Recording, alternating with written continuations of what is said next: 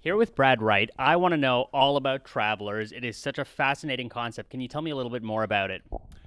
Sure. Okay. The core concept of travelers is that people from the distant future have figured out a way to transport just a consciousness, just their consciousness, this is, back into the here and now. And the way they do it is by only by transporting it to a specific time, elevation, latitude, and longitude to a host, to a target host. And they only take over people who are about to die. So you're about to get hit by a bus. You're walking along with your iPhone, and you're not paying attention. And just before that, I'm from the future. I come back. I take you over. It's a very painful experience. It stops you from getting hit by the bus, and then I take over your life, and I start being you. And everything that I know about you, I've learned about social media and the historical record. So while I'm going around trying to pretend to be you, and that's actually the lion's share of what I have to do, I have a team that I'm also a member of, and I do missions. Some are big, some are small, and the goal is to prevent a horrible, horrible future that I have just left. So it's not me from the future taking over my body and preventing my death, right? It's somebody else really sort of taking over my body to prevent that death from happening. It is a complete stranger to you. In fact, you are gone. You are erased. You are killed because you're going to die anyway. So these people have studied the 21st century. They call it the 21st. They've studied your life. They've studied what you do for a living. In Eric McCormack's case, he's an FBI agent. He comes back into the body of an FBI agent, and so he's learned everything there is to know about being an FBI agent. The hard part and the challenge and the fun of the show is not that business. That's learnable. He's been married for 11 years. It's easy to fake and pretend to be somebody to people who you don't know very well. To people who are your loved ones, it's much more difficult, and that's the challenge and the fun and where the drama lives in this show. The question that's sort of been burning on my mind to ask you is when you come from the success of Stargate, is there a pressure to sort of replicate that success? Like, oh, this is the guy that did Stargate. Like, Travelers has to be good. Like, does that ever weigh into things or no? Being good is always something that I try to do, but it's a very much a departure from Stargate. It's different enough that, and I think more modern. I mean, Stargate, as much as I loved and love that show for what it is, storytelling has evolved. How we make television has evolved, and I think Travelers is trying to keep up with that, and is very much a smart modern show. I want to talk a little bit about Eric's character. He's going to be joining us here in a second. Can you tell me a little bit more about him? I see that he's sort of like the leader of this team.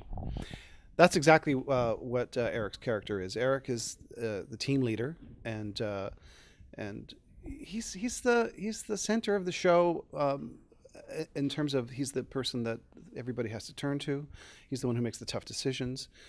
He's the one who has a burden just like every other character, but he has the burden of his team as well, and wears it, and cares about them, and his skill set, his particular skill set, isn't even really revealed until I guess the third episode, when he can suddenly speak another language. And so who knows how many languages he's going to end up having to speak over the course of the series. But in addition to his leadership, that's his thing.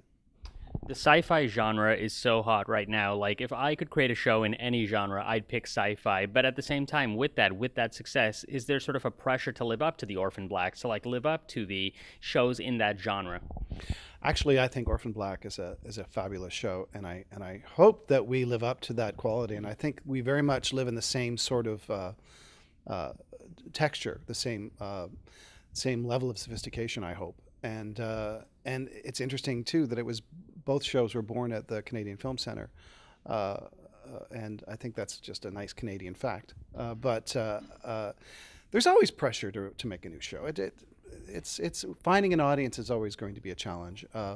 Having Eric as our star is a huge component of that will help that success. But also the fact that our entire cast is so good and so rich. I think fans are going to want to see them all the time. This is a co-production between Showcase and Netflix. Is that going to sort of give fans like the best of both worlds? Like you can enjoy it and consume it on a week-to-week basis, but at the same time, you can also binge it later for the American audience as well. I've always embraced a sort of hybrid model of storytelling, meaning that if you miss 4 episodes, you shouldn't be completely punished. You should be able to tune in and watch a story and not be entirely lost.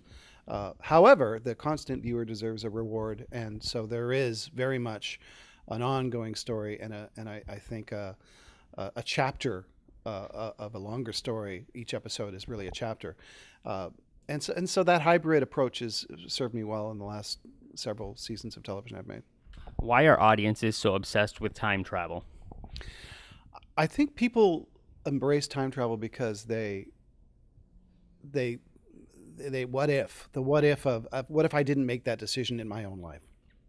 The thing that makes Travelers different, and in terms of other time travel shows that are out there, because I think there's 2,000 of them now, is that it takes place very much in the here and now.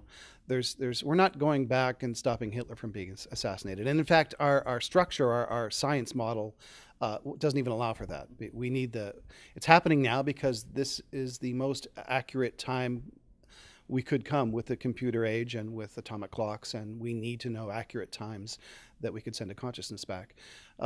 And so this is the here and now is where the show takes place, and we never go to the future. It's very much set in the present day, and thematically that's what the show is about. The show is about we have problems right now, and we need to take care of them ourselves. We can't expect people from the future to come and save us. It's a very smart show. Like, how is it to toe that line, sort of between making it smart for audiences to enjoy, but at the same time making it understandable for somebody who's just jumping in? Well, the fact is that there's a certain amount of accessibility that you have simply by having characters who are likable, lovable, and who you want to be with. I watch shows many times and not knowing all the sophistications, for example, a House of Cards. I don't know Congress backwards and forwards. I don't need to. It's not about that as much as it is about Frank Underwood and his challenges with his wife and their dynamic. And that's kind of the way we approach Travelers. There's some